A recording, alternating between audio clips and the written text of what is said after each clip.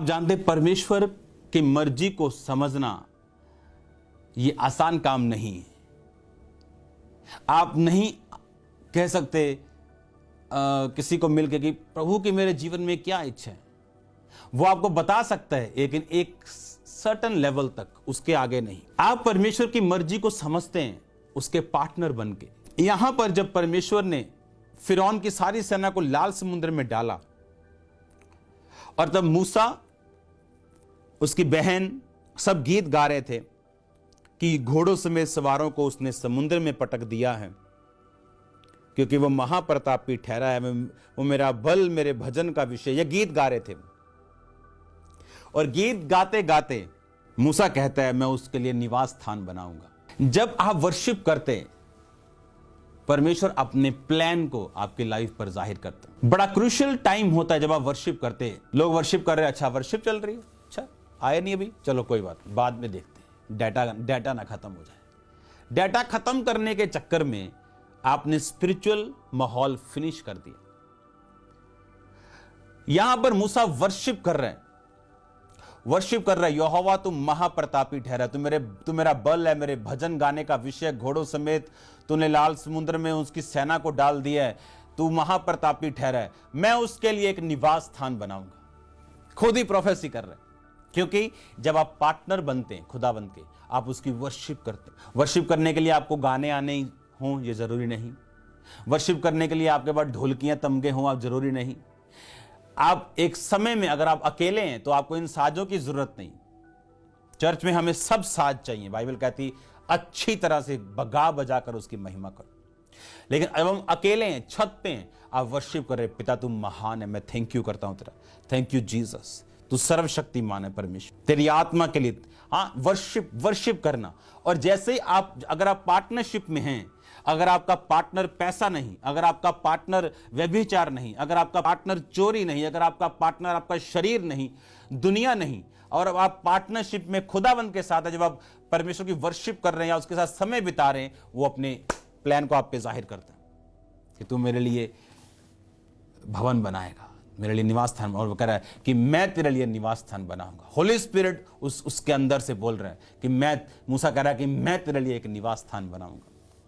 आप समझ रहे हैं मेरी बात को? क्यों? क्योंकि मूसा परमेश्वर के साथ पार्टनरशिप में है, लोगों को छुड़ा रहा है, खुदावंद खुदावंद ने उसको पार्टनरशिप में भेजा। लोग ब्लेस्ड हैं जो मूसा की बात को सुन रहे हैं। और अब वो कह रहा है, जब वो गीत गा रहे हैं तो वो कह रहा है कि मैं तेरे लिए एक निवास। अब परमेश्वर थोड़ी कह रहा है उसको तुम मेरे लिए निवास। वो जब आप वर्शिप करते हैं, मैं एक समय एक लड़के से बात कर रहा था, उसने कहा कि 2010 में, 9 में, 11 में जब वर्शिप करने के दौरान आप प्रोफेसीज करते थे, एक प्रोफेसी को मैंने अपनी लाइफ में पूरा होते देखा है। कहता मैं आज भी हैरान हूं किस तरह से उस वर्शिप के दौरान आप बोलते थे और किस तरह से मेरी जिंदगी बदली, और एग्जैक्टली सेम ऐसा ही हुआ जैसा आप उस वर्शिप में बोलते थे। क्योंकि वर्शिप जब हम करते थे, आज भी जैसे वर्शिप करते हैं, तो होली स्पिरिट बैरियर्स को खोल देता है, जैसे आसमान की खिड़कियां दरवाजे खुलते हैं और हम ऊपर कुछ भेज रहे हैं, स्तुति आराधना ऊपर जाती है और आशीष लेकर नीचे आती। वो आशीष क्या है? वो परमेश्वर की मर्जी, क्योंकि आप पार्टनरशिप में परमेश्वर के साथ आप वर्शिप कर रहे हैं और परमेश्वर आप पे जाहिर कर रहे हैं, तो मेरे लिए निवास स्थान बनाएगा। और एक सेकंड से लाइट सी जगती, जिस तरह जब हम ले हैंड करते तो एकदम से एक लाइट जगती, परमेश्वर कहता है नहीं मैं इसकी लाइफ में ये करूंगा। उस लाइट जब वो जगती है, वो फेसबुक वाली लाइट नहीं है कि सब फेसबुक में सब कुछ पढ़ कर फिर प्रोफेसी करना, तेरा नाम ये, इतने बच्चे, वो गेम्स नहीं, रियल प्रोफेसीज जो वर्शिप करने के दौरान पार्टनरशिप में परमेश्वर आपको देते हैं। उसने कहा मैं तेरे लिए एक निवास स्थान बनाऊंगा, मैं तेरे लिए एक निवास स्थान बनाऊंगा। वर्शिप करने के दौरान आप वर्शिप नहीं कर सकते अगर आप पार्टनरशिप में नहीं है। तो आपको मालूम है आपकी वर्शिप कि यहोवा तुम महान है। वो कहता अगर मैं महान हूं तूने व्यभिचार क्यों नहीं छोड़ा? अगर मैं महान हूं तो तू आज तक टाइथ नहीं बोया? अगर मैं महान हूं तो कहां है तू सुसमाचार नहीं सुनाता? वो शब्दों की वर्शिप हो जाती है, जैसे लोग सुनते हैं, आप सुनते हैं, पड़ोसी सुनता है, आपकी वाइफ सुनती है, आपका पति सुनता है, लेकिन परमेश्वर नहीं सुनता।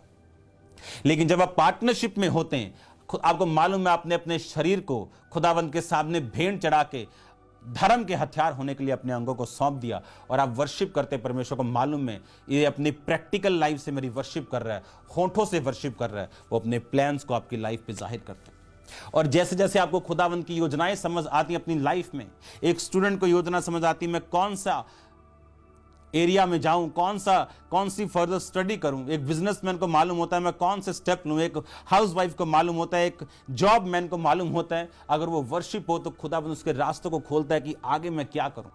और परमेश्वर हमारे इंतजामों को करता है और वो सब चीजों को पूरा करता है जो हमें इनसाइड परमेश्वर जानता है हमें चाहिए। बाइबल कहती है वो धर्मी की लालसाओं को तृप्त करता है, उसे मालूम है आपको क्या चाहिए, वो आपकी लालसाओं को तृप्त करेगा।